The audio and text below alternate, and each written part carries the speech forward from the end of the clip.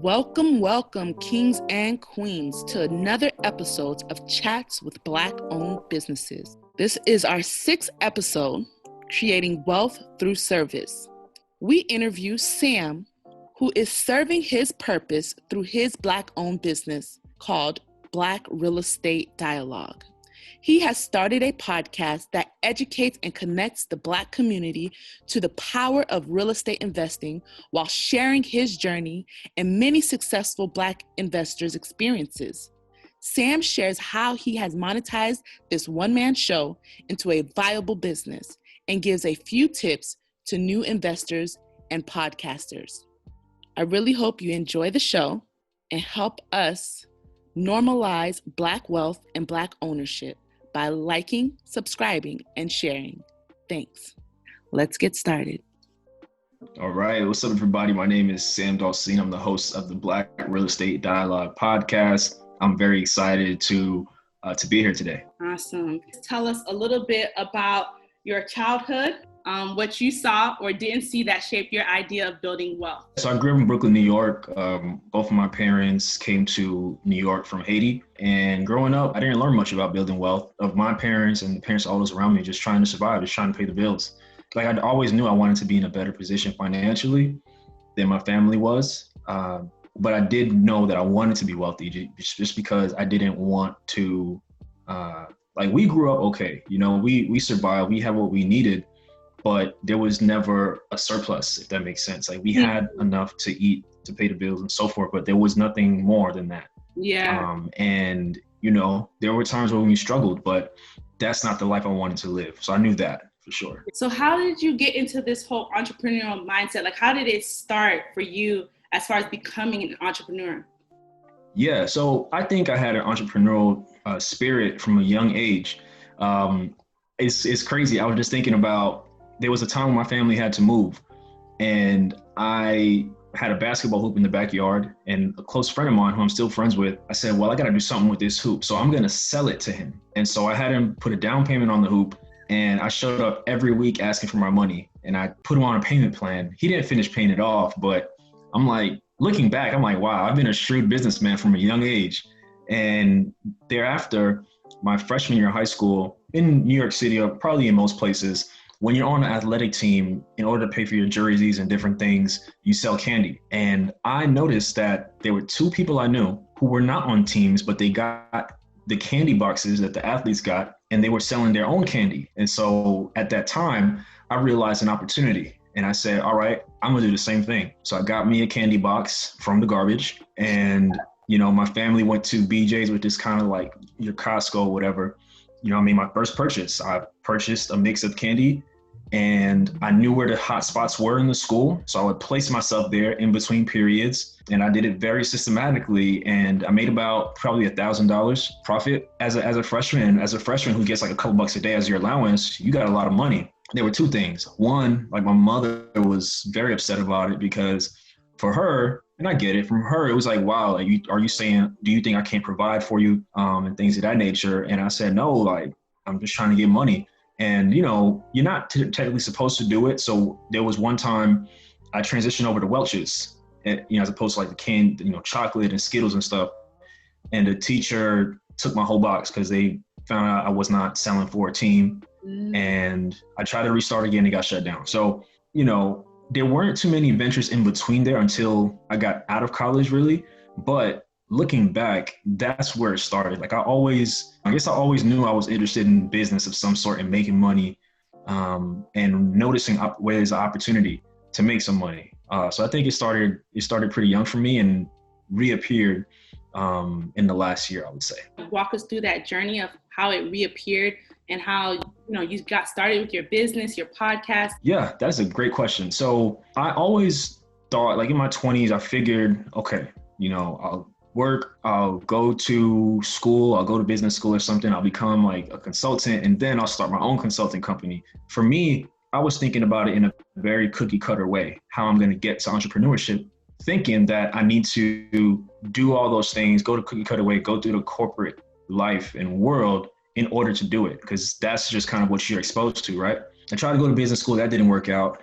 And I'm like, all right, cool. That's not my lane, I guess. So Fast forward last summer, I'm on the couch with my friend here in LA, and I'm just telling him like, hey man, what do you think if I made a podcast? What if I made a podcast? I listen to a lot of podcasts. There's not really one specifically about Black real estate investors. So what if I made one? He didn't ask any questions. He said, do it. That's all he said. It's the same guy who made my logo and my course cover and stuff.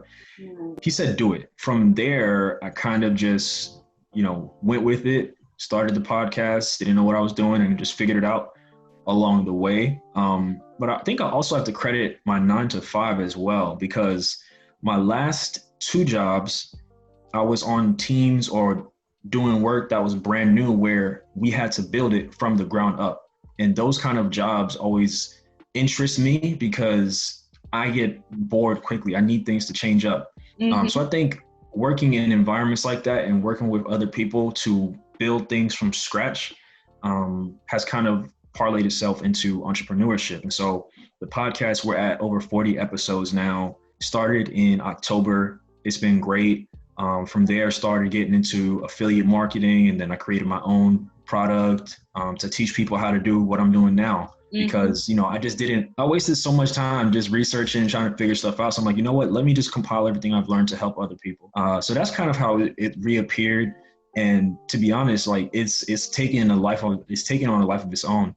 When I started off, I didn't intend to make any money off of it. I didn't even know you could make money through something like this. So it's interesting. It's great. A lot of doors have opened up for me. A lot of great relationships have opened up for me. So I'm glad I did it. But that's the long story. Thank you. We appreciate that. From what I've heard is that if you're not making money with it, it's a hobby. So how did you turn this hobby into something that is producing money for you? Yeah. So it started when I first started off, I was just promoting the products of different guests. So people have courses and different things. And, I was happy to support it. And I think there was one who asked me to be an affiliate, who said, oh, if you want to be an affiliate, I'm like, what is an affiliate? And, I was able to learn that if you sell someone's product, you can get a percentage of it. I'm like, oh, this is kind of cool. I didn't even know you could do that. So I started to do affiliate marketing probably in January, but it didn't really pick up steam really until quarantine. That's kind of when things went through the roof. And secondly, I was part of like a real estate event in October. And I'm like, oh, well, this is a good opportunity to promote my brand. And I don't even think I had an episode yet. Maybe I had 1 or 2. And I got a shirt printed and with the logo on it. So I'm like, it's a good time to represent or whatever. And when I got there, people were asking where they could buy it. I'm like, it's not for sale. But in January, I put that up and that's done okay. But digital products have been a lot more lucrative, but it kind of just happened, it just happened. Like, I learned about different things from people. People reached out to me or people asked me things that kind of put me in directions to start to monetize. So for me, I say primarily it's affiliate marketing right now and also selling my digital product that are the main drivers. But I know there's so many other ways that it can expand and grow over time. So I think it's pretty cool. I kind of just stumbled upon it, to be honest. So can you tell us a little bit more about the course that you have on Gumroad, how that evolved? Yeah. So I started getting a lot of DMs from people. People asking about making a podcast, people asking about how to monetize it and things of that nature. And I'm like, I can't answer all these DMs. So I should just create a digital product just to show people what I've learned. And I also said, like, I want to give back too, because there's one aspect of it, right, where it's focused on real estate. Most of the audience is probably interested in real estate, but I'm like, there's got to be, based on the message that I'm getting, there's got to be a section of people who are interested in how I was able to make a podcast that's fairly successful in a short period of time. Yeah. So that was it for me. I'm just like, okay, it can make it easier. I don't have to answer as many questions. I feel like I'm able to serve someone better instead of being one-on-one.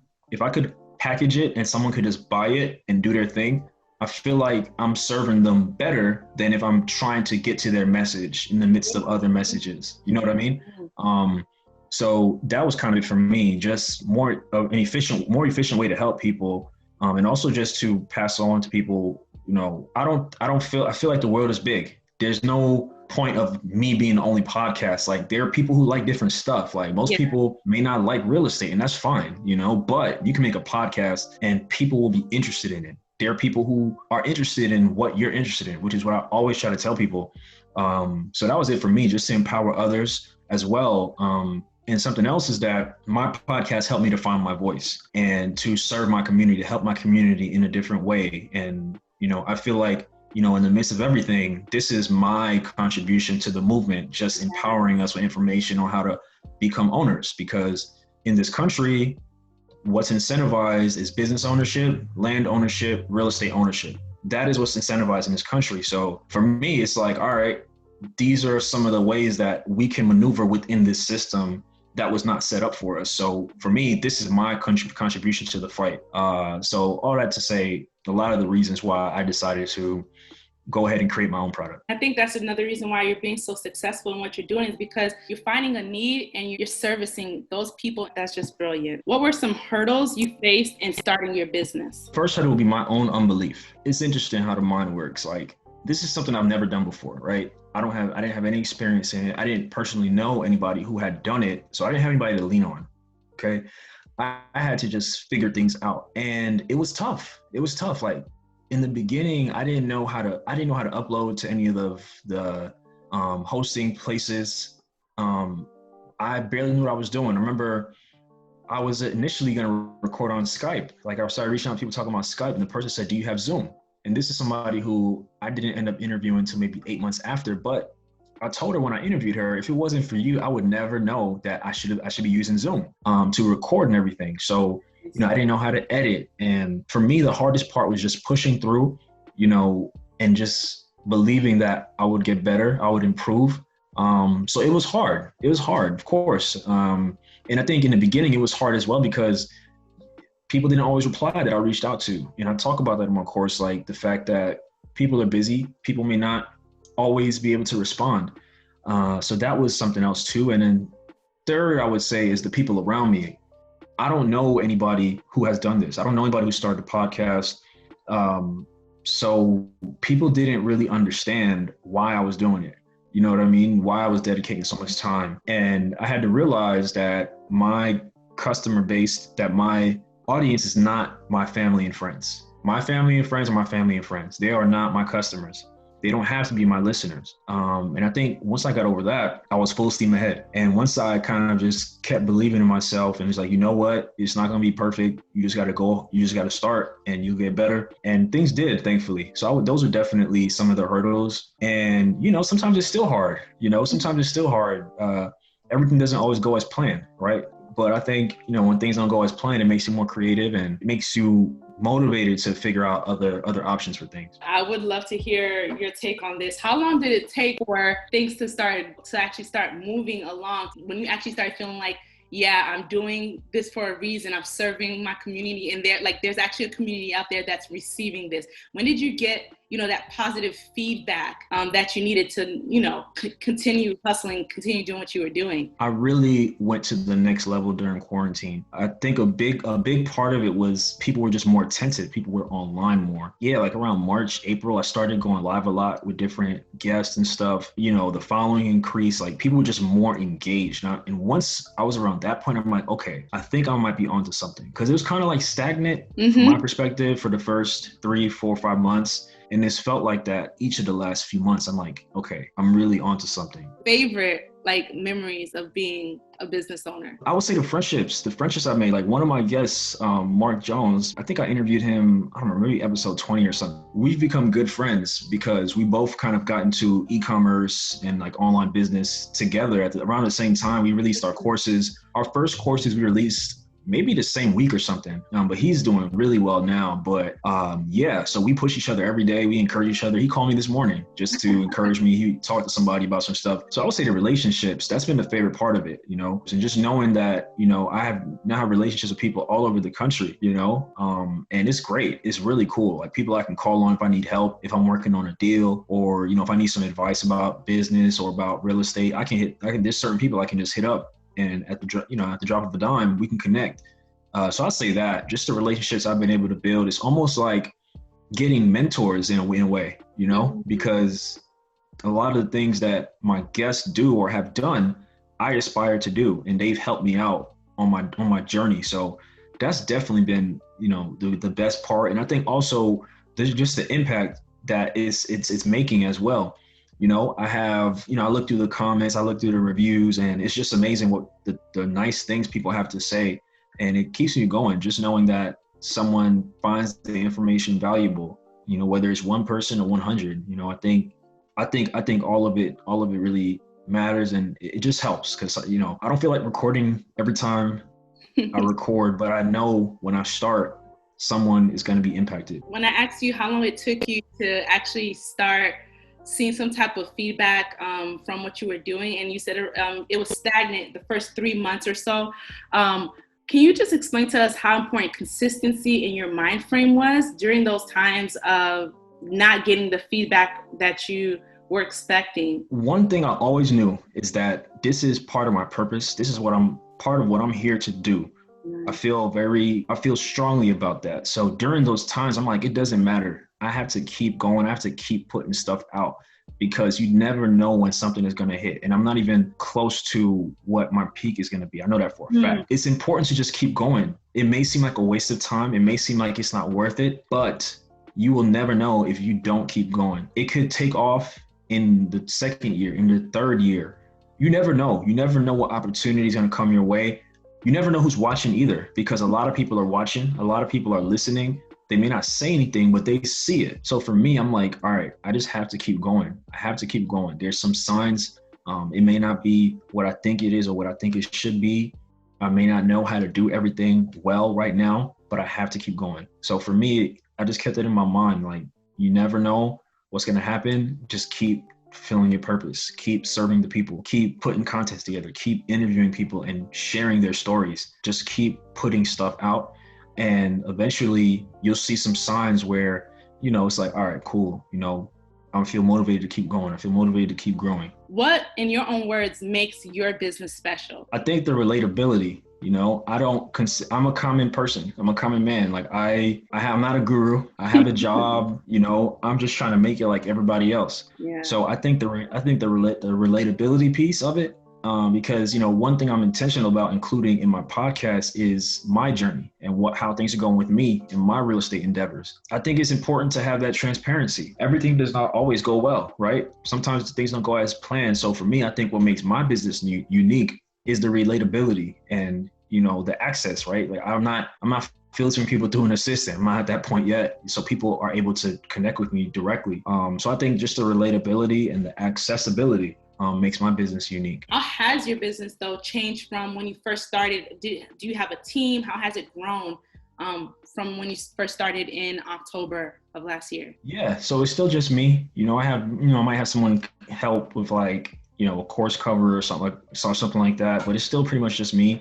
I've been able to, create like commercials. So for the course and for like an introduction to the podcast, I was able to do that, work with Donald, the voice on that, to get a bit of assistance there. But it's just me pretty much grinding each day. It's still a one-man show. There are people who help. Hopefully eventually I have a team. I have someone I'm working with on like digital marketing and Facebook ads.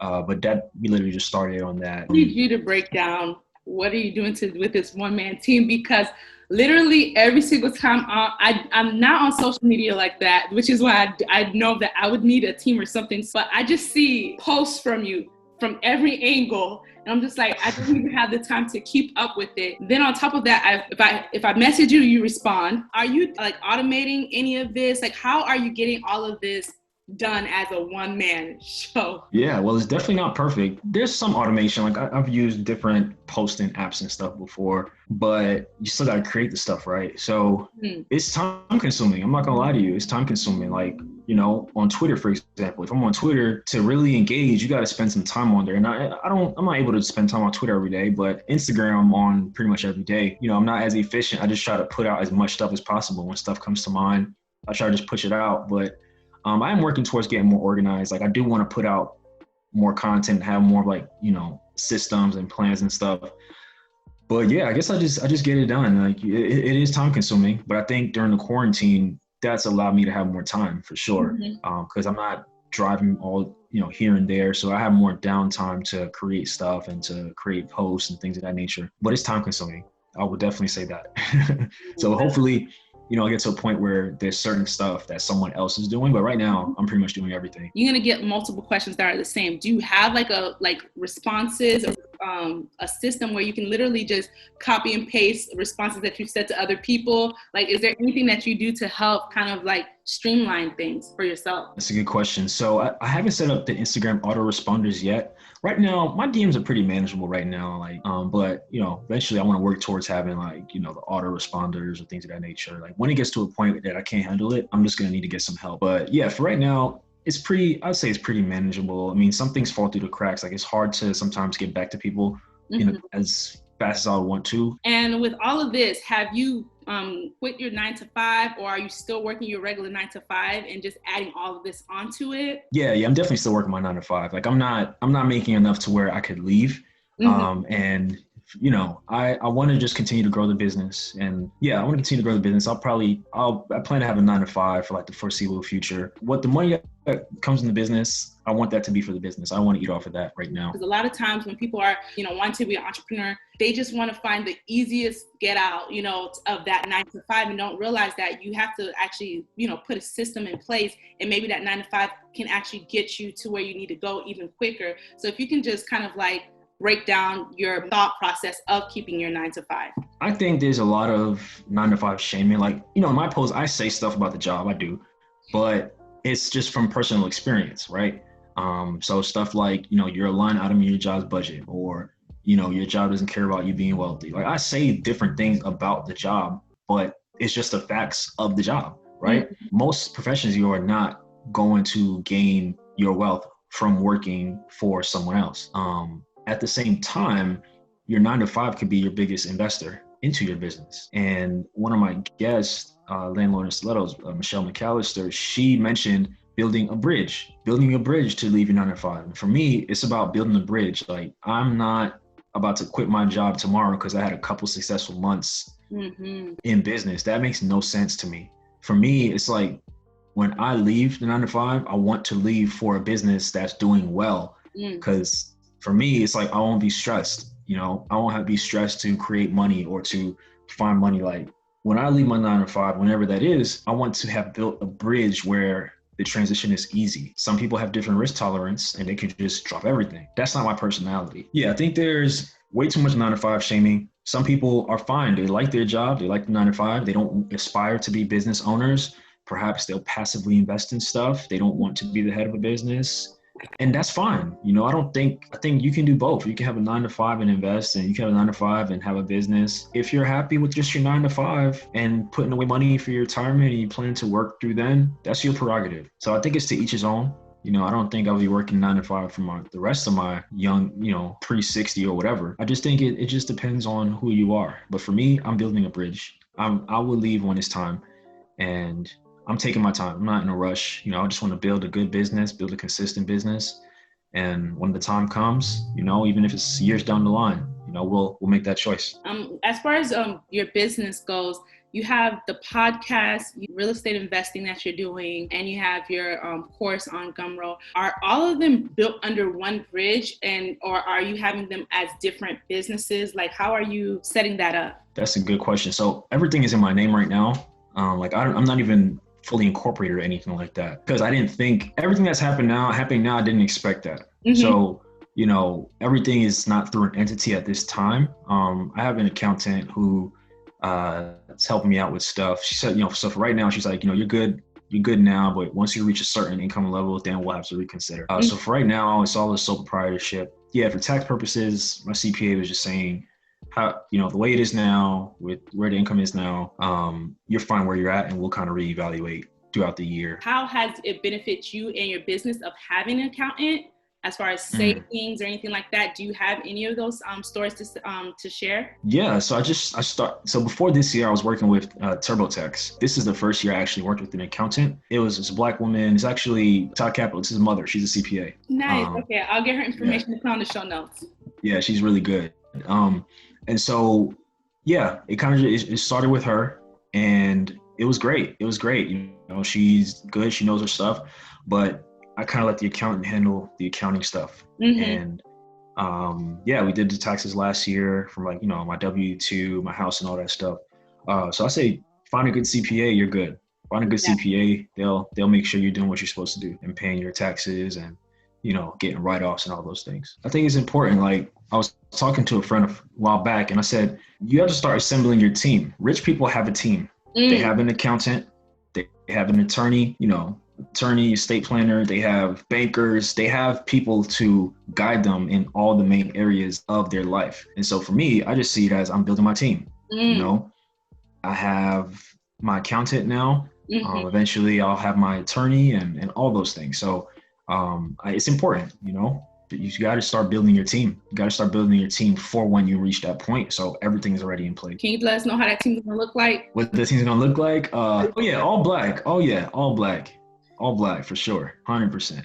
Awesome. All about circulating that dollar. Is there anything else that you would want to say before we head out? Yeah. Well, one, I'm proud of you. So keep doing what you're doing. To anybody who's interested in real estate, interested in podcasting, check me out at Black Real Estate Dialogue on Instagram, Brad Podcast on Twitter. More than happy to help anybody. So feel free to reach out if you want to chat. If I can help you with anything, let me know. But yeah, otherwise, if there's something you want to do, a passion you feel in your heart, just go for it. Awesome. So a couple tips for people to start their own podcast. The first is figure out why you want to do it. It's the time commitment that probably won't have returns for like a long time. So you got to figure out why you want to do it, because the reason why is going to carry you through when you don't feel like recording or when you don't see certain results that you want.